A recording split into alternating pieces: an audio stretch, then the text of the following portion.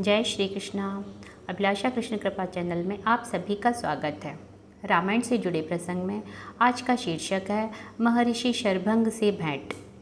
भयंकर बलशाली विराट राक्षस का वध करने के पश्चात राम, सीता और लक्ष्मण महर्षि शरभंग के आश्रम में पहुँचे। महर्षि शरभंग अत्यंत वृद्ध थे। उनका शरीर जर्जर हो चुका था।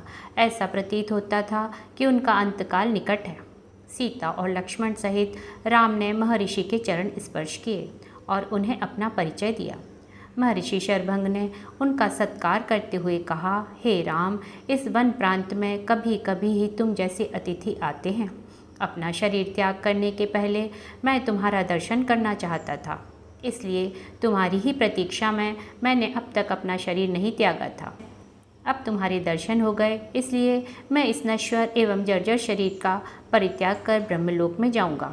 मेरे शरीर त्याग करने के बाद तुम इस वन में निवास करने वाले महामुनि सुतीक्ष्ण के पास चले जाना, वे ही तुम्हारा कल्याण करेंगे। इतना कहकर महर्षि ने विधिवत अग्नि की स्थापना करके उसे प्रज्वलित किया और घी की आहुति देकर मंत्रोच्चार करते हुए स्वयं अपने शरीर को अग्नि को समर्पित करके ब्रह्मलोक को गमन किया। महामुनि शरभंग के ब्रह्मलोक गमन के पश्चात आश्रम की निकटवर्ती कुटियाओं में निवास करने वाले ऋषि मुनियों ने आकर रामचंद्र से प्रार्थना की, हे राघव, क्षत्रिय नरेश होने के नाते हम लोगों की रक्षा करना आपका कर्तव्य है। जो हमारी रक्षा करता है उसे भी हमारी तपस्या के चौथाई भाग का फल प्राप्त होता है। किंतु दुख की बात यह है, आप जैसे धर्मात्मा राजाओं के होते हुए भी राक्षस जन हमें अनाथों की तरह सताते हैं और हमारी हत्या तक कर देते हैं। इन राक्षसों ने पंपा नदी और मंदाकिनी नदियों के क्षेत्रों तथा चित्रकूट पर्वत में भयानक उपद्रव मचा रखा है। उनके उपद्रव के कारण तपस्वियों के लिए तपस्या करना ही नहीं, जीना भी दूभर हो गया है। ये समाधिस्थ तपस्वियों को मृत्यु के मुख में पहुंचा देते हैं। इसीलिए हम आपकी शरण में आए हैं। आप इस असह्य कष्ट और अपमान से हमारी रक्षा करें और हमें निर्भय होकर तप करने का अवसर दें। राम बोले, हे ऋषि मुनियों, आपके कष्टों के विषय में सुनकर मैं अत्यंत व्यथित हुआ हूँ। पिता की आज्ञा से अभी मुझे 14 वर्ष पर्यंत इन वनों में निवास करना है। आप लोगों के रक्षार्थ मैं इस अवधि में राक्षसों का चुन चुन कर नाश करना चाहता हूँ। आप सबके समक्ष मैं प्रतिज्ञा करता हूँ कि अपने भुजबल से मैं पृथ्वी के समस्त ऋषि द्रोही राक्षसों को समाप्त कर दूंगा। आप लोग मुझे आशीर्वाद दें ताकि मैं इस उद्देश्य में सफल हो सकूं। इस प्रकार से उन्हें धैर्य बंधा और राक्षसों के विनाश की प्रतिज्ञा कर रामचंद्र, सीता और लक्ष्मण के साथ मुनि सुतीक्ष्ण के आश्रम में आए। उन्होंने अत्यंत वृद्ध महात्मा सुतीक्ष्ण के चरण स्पर्श किए और उन्हें अपना परिचय दिया। राम का परिचय पाकर महर्षि अत्यंत प्रसन्न हुए। उन्होंने तीनों को समुचित आसन दिया, उनका कुशल क्षेम पूछा तथा फल आदि से उनका सत्कार किया। वार्तालाप करते करते सूर्यास्त की बेला आ पहुंची। तब उन सब ने एक साथ बैठकर संध्या उपासना की और रात्रि विश्राम भी उनके आश्रम में ही किया। प्रातःकाल राम बोले, हे मुनिवर, हमारे हृदय में दंडक वन में निवास करने वाले ऋषि मुनियों के दर्शन करने की उत्कृष्ट अभिलाषा है। हमने सुना है कि यहाँ ऐसे अनेक ऋषि मुनि हैं जो सहस्रों वर्षों से केवल फलाहार करके तपस्या करते हुए सिद्धि को प्राप्त कर चुके हैं। ऐसे महात्माओं के दर्शनों से जन्म जन्मांतर के पाप नष्ट हो जाते हैं। इसलिए आप हमें जाने की आज्ञा दीजिए। महर्षि सुतीक्ष्ण ने आशीर्वाद देकर प्रेम पूर्वक उन्हें विदा करते हुए कहा, हे राम, तुम्हारा मार्ग मंगलमय हो। वास्तव में यहाँ के तपस्वी असीम ज्ञान और भक्ति के भंडार हैं। तुम अवश्य उनके दर्शन करो। इस वन का वातावरण भी तुम्हारे सर्वथा अनुकूल है। इसमें तुम लोग भ्रमण करके अपने वनवास काल को सार्थक करो। मार्ग में सीता ने रामचंद्र से कहा, आर्यपुत्र, यद्यपि आप महान पुरुष हैं, किंतु सूक्ष्म रूप से विचार करने पर मुझे प्रतीत होता है कि अधर्म में प्रवृत्त हैं। हे नाथ, इस संसार में कामजनित 3 दोष ऐसे हैं जिनका उन्हें परित्याग करने चाहिए। पहला कामजनित दोष है मिथ्या भाषण, जो आपने ना तो कभी किया है और ना ही कभी करेंगे। दूसरा कामजनित दोष है पर स्त्रीगमन। आप एक पत्नी व्रतधारी हैं और महान सदाचारी हैं, अतः यह कार्य भी आपके लिए असंभव है। तीसरा कामजनित दोष है बिना वैर भाव के ही दूसरों के प्रति क्रूरतापूर्ण व्यवहार। यह तीसरा दोष अर्थात क्रूरतापूर्ण व्यवहार ही आपके समक्ष उपस्थित है और आप इसे करने जा रहे हैं। आपने इन तपस्वियों के समक्ष राक्षसों को समूल नष्ट कर डालने की जो प्रतिज्ञा की है, उसी में मुझे दोष दृष्टिगत हो रहा है। आपके लक्ष्मण के साथ धनुष धारण कर इस वन में प्रवेश करने के कार्य को मैं कल्याणकारी नहीं समझती।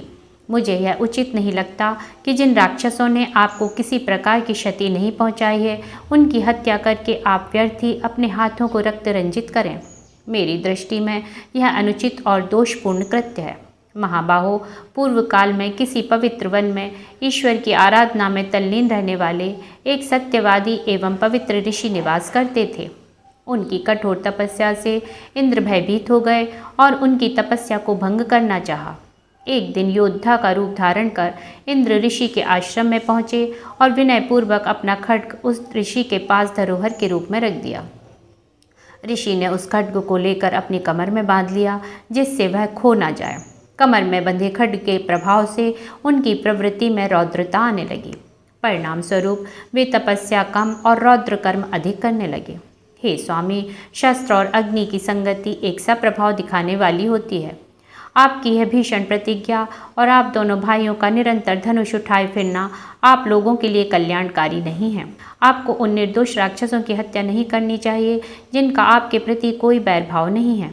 बिना शत्रुता के किसी की हत्या करना लोक में निंदा का कारण भी बनती है। हे नाथ, आप ही सोचिए, कहाँ वन का शांत तपस्वी अहिंसामय जीवन और कहाँ शस्त्र संचालन, कहाँ तपस्या और कहाँ निरीह प्राणियों की हत्या। ये परस्पर विरोधी बातें हैं। आपने वन में आकर तपस्वी का जीवन अपनाया है, इसलिए उसी का पालन कीजिए। सनातन नियम यही है कि बुद्धिमान लोग कष्ट सहकर भी अपने धर्म की साधना करते हैं। मैं नारी सुलभ चपलता के कारण ही आपको धर्म का यह उपदेश दे रही हूँ, अन्यथा किसमें सामर्थ्य है आपको धर्म का उपदेश दे। सीता के वचनों को सुनकर राम बोले, सीते, जो कुछ तुमने कहा वह सर्वथा उचित है। मेरे कल्याण की दृष्टि से ही तुमने यह बात कही है, किंतु हम लोगों के धनुष धारण करने का एकमात्र प्रयोजन आर्यों की रक्षा करना है।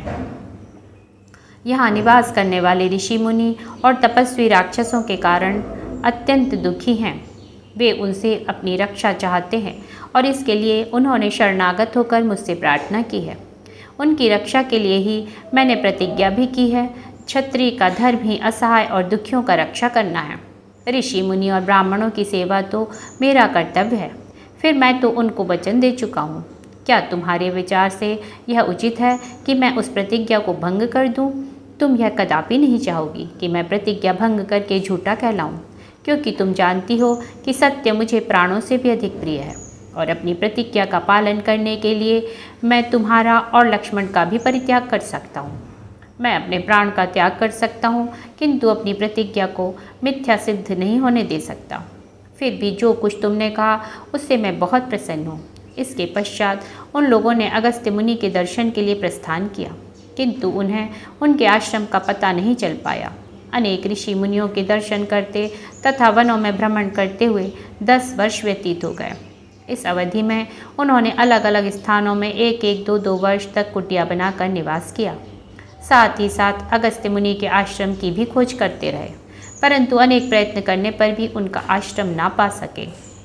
अंततः वे पुनः सुतीक्ष्ण मुनि के आश्रम में आए और बोले, हे महर्षि, मैं विगत 10 वर्षों से वन में भटक कर महर्षि अगस्त्य के आश्रम की खोज कर रहा हूँ, किंतु अभी तक उनके दर्शनों का लाभ प्राप्त नहीं कर सका हूँ। उनके दर्शनों की मुझे तीव्र लालसा है, इसलिए कृपा करके आप उनके आश्रम में पहुंचने के लिए मार्ग बताइए। मुनिराज सुतीक्ष्ण ने कहा, हे राम, तुम दक्षिण दिशा में 16 कोस जाओ। वहाँ तुम्हें एक विशाल पीपली वन दृष्टिगत होगा। पीपली वन के वृक्ष प्रत्येक ऋतु में खिलने वाले सुगंधि युक्त रंग बिरंगे फूलों से लदे हुए मिलेंगे।